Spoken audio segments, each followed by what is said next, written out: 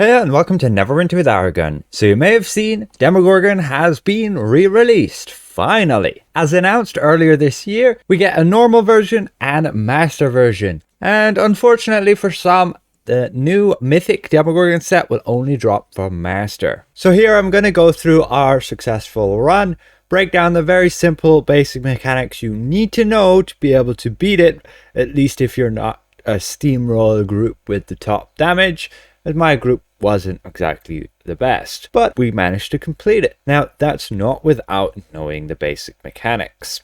Again, you're initially just going to fight Demogorgon here, but you want to watch out for those Nelfashnees, which will spawn via a portal which has no hit points. You also have this hypothermia you want to group up for, and you can see if you don't group up enough, you'll die. Now, you have the madness stacks as you've had in the past, and you have sanity wells.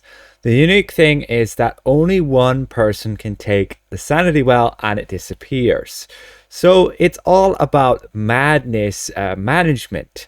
You also have in this initial phase when fighting Demogorgon the task to beat up these portals and stop more of these ads spawning. You also have that Nelfashnee, which can deal quite a lot of damage, and it needs to be tanked by the second tank. Now, you do have a tank switch mechanic where when the tank takes a certain amount of hits, they need a switch so that Demogorgon is basically being tanked by the other tank instead, because he puts like debuffs. I'll show you. Right here, this tank, Kozi OP, has like 2 stacks right there. You can see he also has madness stacks beside it. The safest option, once you get like 3 stacks as a tank, you switch to the other tank. And then you also switch tanking that Nelfashnee. Now you can get more than one Nelfashnee if the DPS don't kill it quick enough. So you also want to be on that duty. It's a balance between killing Demogorgon and keeping on top of the ads that spawn. You basically need to get Demogorgon down to 50%. Meanwhile, everybody's getting madness and you need to coordinate cleansing that madness. Easiest way is to have a list of the people and somebody calls out who is next to take a sanity well. That's the easiest option. If anybody gets like more madness than they should due to some other mechanics and end up with like 15 stacks of madness before their turn to cleanse it, that's on them for taking more madness stacks than they should. We all take madness stacks over time, and for the rest there are certain mechanics which you can avoid to not take any extra madness. You can see Kozi over there goes and cleanses his madness as it was his turn to take the sanity well. That is the basic mechanics for the first phase. You finally then get him down with our artifact call to 50%. You get your skippable cutscene and you're on to your second phase. And much like we've seen before, you get the big ass boss Goristro, and he has the same portals you want to charge him into. Now you do want to finish off the ads before going to DPS Goristro, and again you similarly need to manage your madness stacks, and you will receive extra madness stacks during the Goristro phase due to the red area spread ability, which is right here. You can see people get red areas. Those people will receive, when they get hit by the red area, 2 madness stacks. Anybody who doesn't, you don't take any madness, and don't stand in a red area if you're not targeted by it, and you'll avoid getting extra madness. Again, we still have the same rotation of people taking those sanity wells, and I'm next on mine. And you can see I'm only on 6 madness stacks, and that's pretty much for everybody. Tanks might take a few more madness stacks, and again, if you take more of these red areas, you can see we just took 2 madness stacks. And yes, when he does this charge ability, as you see here, you want to get him directed into the yellow. The guy missed there, but directing him into the yellow means he'll take like, I believe, 50 million damage or so. Definitely worth it. On top of that, with the tanks, he has this mechanic where you can see Kozi goes flying, right? His aggro is gone to 0. You can see that again here. Kozi is full aggro. He gets slapped, thrown back, and loses all aggro. Now he's stuck on the ground for like 5 seconds and cannot take aggro back. So the other tank needs to take aggro when that happens. You can see that happen to Airdamn just there. He's lying on the ground there for the entire time. And basically you're lying on the ground as a tank and you cannot go and take the aggro because you're basically stunned and dazed. So that is the tank switch mechanic. You need to be aware of that. You see the slap there again. Kozi is lying there on the ground getting charged at.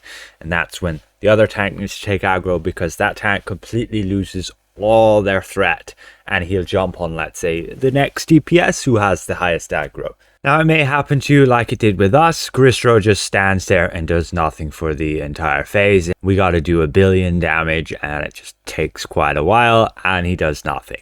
You might also run into this bug. Yeah, we charge him into the yellow, but now he's stuck behind the wall, and he's stuck, and we can't do anything. The next time he charges, there's a black portal in front of him, and he just heals 100 million. So this ended up a wipe. Goristro just wasn't going anywhere, no matter what we did, stuck behind that wall, untargetable, and just keeps charging into the black and healing pretty much all the way to full. So keeping up the rotations with Cleansing Madness and then getting Goristro burnt down, we finally beat him and move on to the final phase of the fight. You go back to Demogorgon. This time you don't get like portal spawning with ads. You have the unique ability with the Paranoid Delusion. You'll basically have an ad which will spawn, which is a paranoid delusion of yourself or of somebody else. And the way you will see it is you want to have your system notify enabled on your chat right there. We're calling artifacts here, and yeah, basically you will see it when I do, but you will get Paranoid Delusion spawning in, but you will get a notify when it does. We can see we have a few Paranoid Delusions here already, and you basically need to kill your Paranoid Delusion. You deal like 10 times more damage to yours versus on anybody else's. You also need to manage the madness. Everybody still receives madness, and basically with regards to the rotating sanity wells, basically when you have an order of who takes the next well, the sooner you take your well, the better, because if you just delay, you're delaying everybody, and then the next people will have to wait before they can take their well. Basically, the sanity wells spawn on a timer, and so as soon as you take it after it spawns, the quicker the next one will spawn. And that's pretty much it. We have, so you can see the Paranoid Delusions here, like the tank ones will like suck you in. They have basically all the same kind of attacks, except the tank one has a special like taunt ability, like drawing you close to them, and the healer one has like a special heal one. And then they have like these orbs. You do not want to sit in those. Here's like again the hypo you still get here with Demogorgon, and you get like those tentacles as well. You want to keep managing your madness as well. And ultimately, yeah, that's it. That's it for the basic mechanics. Tanks, again, you're switching with regards to Demogorgon. When you get 3 stacks, you want to switch over to the other tank. Now, I need to show you guys when your Paranoid Delusion spawns. For me, it's pretty much just here. A piece of your mind shatters and attacks your allies. That is the announcement you get. You can see it in chat as well. And that's when you know your paranoid is up. You can see mine right there. And I can basically kill it within like 3 or 4 encounter powers. And then it's dead. And you basically need to kill it because you're the one who can deal full damage against it. Everybody deals like 10 times less damage to them. So it's your duty to kill your paranoid so they don't go kill other people. Once it's gone, and you will receive extra madness stacks, I believe, when they attack you. And also, you have a DPS check here.